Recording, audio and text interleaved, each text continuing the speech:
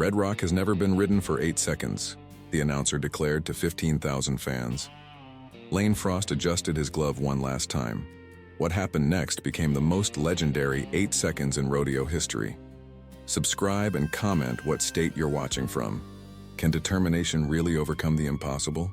Let's find out. The Thomas and Mack Center in Las Vegas buzzed with an electricity that could power the entire strip. December 1987, and the National Finals Rodeo had brought the best cowboys in the world to settle scores that had been brewing all season long. The arena dirt was perfectly groomed, the lights blazed down like desert sun, and 15,000 fans packed the stands, their voices creating a wall of sound that made the very air vibrate. In the contestant area behind the chutes, Lane Frost sat quietly on a wooden bench, methodically wrapping his riding hand with white athletic tape. At 24, he had already earned respect throughout the circuit, but tonight felt different. Tonight, he was facing Red Rock. "You sure about this, Lane?" asked Tuff Hedeman, his best friend and fellow competitor, settling down beside him. "That bull ain't just mean, he's smart mean, knows exactly how to get a rider off his back." Lane looked up, his blue eyes steady and calm. "Been thinking about him for months, Tuff. Watched every video I could get my hands on. Red Rock's not just bucking, he's got a pattern. Most riders try to muscle through it, but that's not how you handle 1,500 pounds of pure power." Across the arena in the bullpens, Red Rock stood like a monument to raw fury. His massive frame was coal black except for the distinctive red markings that gave him his name. Steam rose from his nostrils in the cool arena air, and his eyes held an intelligence that unnerved even the most experienced stock contractors. This wasn't just any bull. This was the bull that had ended careers, the one cowboys whispered about in hushed tones at truck stops across America. 2 years, muttered Jake Morrison, a veteran rider nursing a shoulder that Red Rock had separated the previous spring. 2 years and 43 attempts. Best anyone's done is 4 seconds, and that poor kid from Wyoming spent 3 weeks in the hospital afterward. The other cowboys gathered around, their conversations dropping to reverent whispers. Red Rock wasn't just unridden, he was untouchable, a force of nature that seemed to understand exactly how to humble anyone foolish enough to try. Lane finished taping his hand and stood up, rolling his shoulders to loosen the tension. His ritual was always the same. Check his equipment twice, say a quiet prayer, and visualize the ride ahead. But tonight, he spent an extra moment studying the bull through the chain-link fence that separated them. "You know what I think?" Lane said finally, his voice carrying a confidence that surprised even himself. "I think Red Rock's been waiting for someone who respects what he can do, instead of just trying to survive it." The arena announcer's voice boomed across the center. "Ladies and gentlemen, we're about to witness something special tonight. In chute number 5, we have the bull that has never, and I repeat, never, been successfully ridden for 8 seconds. Red Rock, weighing in at 1,530 pounds of pure determination." The crowd erupted, their cheers mixing anticipation with the kind of bloodthirsty excitement that came from knowing they might witness history, one way or another. Lane picked up his bull rope, running the braided leather through his fingers like a rosary. Every piece of his equipment had been checked and double-checked. His vest was properly secured, his helmet adjusted, his spurs positioned perfectly. But more than the physical preparation, he could feel something settling into place mentally. A clarity that came only in moments when everything was on the line. "And challenging Red Rock tonight," the announcer continued, his voice building drama, "we have Lane Frost from Oklahoma, currently 3rd in the world standings and looking to make a statement that could change everything." As Lane walked toward chute 5, the noise from the crowd seemed to fade into background static. This wasn't about money or points or even glory anymore. This was about proving that sometimes the impossible just needed someone crazy enough to believe it could be done. The walk to chute number 5 felt like walking through thick honey. Every step carried weight, every breath seemed measured and deliberate. Lane could feel 15,000 pairs of eyes tracking his movement, but his focus had narrowed to a pinpoint. The chute ahead where Red Rock waited like a coiled spring.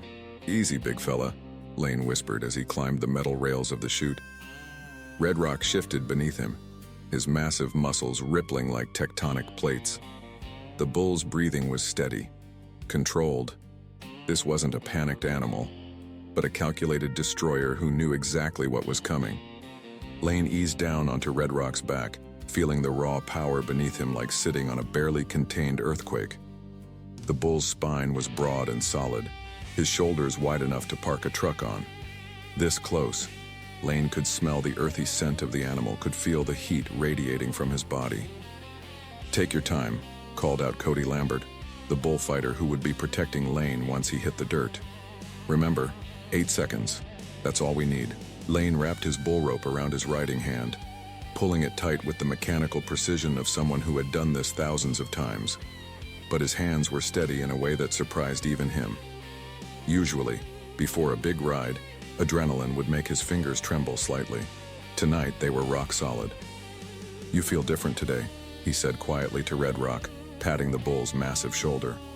"Like maybe you're as curious about this as I am." The other cowboys gathered around the chute, their faces a mixture of respect and concern. Tough Hedeman positioned himself where Lane could see him, ready to give the nod when everything was perfect. Jake Morrison, despite his previous encounter with Red Rock, climbed up to help secure the flank strap. "Lane," Jake said, his voice serious, "this bull doesn't just buck. He thinks. He'll give you 2 or 3 normal jumps to get you comfortable. Then he'll do something you've never seen before. Don't let him fool you into thinking you've got him figured out." Lane nodded, feeling Red Rock's breathing change beneath him. The bull was getting ready, his muscles bunching and releasing in preparation. In the arena, the crowd had grown quiet, sensing that something significant was about to unfold. "Rope feels good," Lane announced, testing his grip one final time. His riding hand was wrapped securely but not too tight. He needed to be able to adjust if Red Rock threw him an unexpected move. The arena announcer's voice cut through the tension. "Ladies and gentlemen, we are moments away from what could be the ride of the century. Red Rock has defeated every challenger for 2 solid years. Can Lane Frost be the one to finally tame the untamable?" Red Rock turned his massive head slightly, and for a split second, Lane found himself looking directly into the bull's eye. There was no anger there, no malice, just a kind of ancient intelligence and something that looked almost like acknowledgement. "I see you," Lane whispered. "You see me too, don't you?" The bull's ear flicked, the only response Lane needed. "Timer ready?" called the chute boss.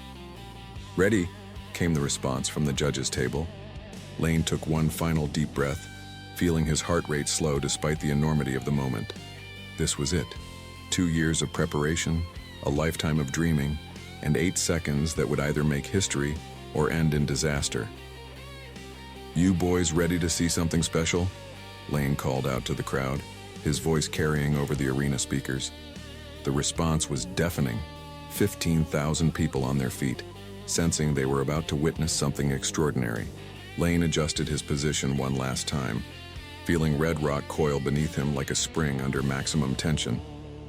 The bull knew what was coming just as well as the rider did. This wasn't going to be a battle. It was going to be a conversation between 2 masters of their craft. "Outside!" Lane shouted, signaling he was ready. The chute gate swung open, and Red Rock exploded into the arena like a force of nature unleashed. What happened next would be talked about for decades to come. Red Rock launched from the chute with the explosive power of a freight train hitting open track. His first jump was massive, straight up, all 4 hooves clearing the ground by at least 4 feet, his back arched like a drawn bow. Lane absorbed the impact through his legs, his free arm extended for balance as 1,500 pounds of muscle and determination tried to separate him from his seat. The crowd erupted as Red Rock landed and immediately spun left, a move that had unseated countless riders before. But Lane was ready for it, his body flowing with the motion instead of fighting against it. He could feel the bull's rhythm, the way Red Rock gathered himself before each explosive movement. 3 seconds, called the timer. Red Rock tried his signature move. A violent spin to the right followed immediately by a series of rapid-fire kicks that normally sent riders sailing into the arena dirt. Lane read it perfectly, his body moving in harmony with the bull's motion like a dancer following music only he could hear. "He's still on," the announcer screamed. Lane Frost is still riding Red Rock. The bull changed tactics, going into a series of high, stiff-legged jumps designed to jar loose any rider's grip. Each landing sent shockwaves through both animal and man, but Lane's hand stayed secure on his rope, his body absorbing the punishment with the practiced ease of someone born to this life. 5 seconds, this is incredible. Red Rock paused for just a split second, something he had never done during a ride before. It was as if the bull was reassessing his strategy, realizing that this rider was different from all the others. Lane used that moment to reset his position, his eyes never leaving the bull's shoulders where he could read the next move before it happened. "Come on, partner," Lane said through gritted teeth. "Show me what you've really got." Red Rock responded with a combination move that defied physics, a spinning jump that transitioned into a sideways leap that should have been impossible for an animal his size. The crowd gasped as Lane somehow stayed centered, his body adapting to movements that seemed to break the laws of nature. 7 seconds, can he make it to 8? The final second stretched like an eternity. Red Rock gave everything he had, bucking with a ferocity that seemed to shake the very foundations of the arena. But Lane rode every move, his concentration absolute, his technique flawless. When the buzzer finally sounded, signaling a successful 8-second ride, the Thomas and Mack Center exploded in a roar that could be heard 3 blocks away. Lane dismounted cleanly as Red Rock slowed to a walk, both competitors breathing hard but with something like mutual respect in their bearing. The bull stood still for a moment, looking back at the young cowboy who had just accomplished the impossible. There was no anger in his posture now, just acknowledgement from one professional to another. The crowd was on its feet, screaming themselves hoarse as Lane retrieved his hat from the arena dirt and tipped it toward Red Rock in a gesture of respect. The score flashed on the board, 96 points, the highest bull riding score in NFR history. "Ladies and gentlemen," the announcer's voice was barely controlled, "you have just witnessed history. Lane Frost has successfully ridden Red Rock, becoming the first cowboy ever to stay on this magnificent bull for the full 8 seconds. But as Lane walked toward the chutes waving to the crowd, he caught Red Rock's eye one more time. The bull nodded slightly, a gesture so subtle that only Lane saw it. In that moment, both knew they had shared something special, a perfect dance between man and beast that represented everything beautiful about the sport of rodeo. That night in Las Vegas, 2 legends were born. The bull who finally found his match and the cowboy who proved that with enough heart, respect, and skill, even the impossible becomes possible. The ride would be talked about for generations, but those who were there knew they had witnessed something more than just a successful 8 seconds. They had seen the moment when courage and determination rewrote the rules of what could be done.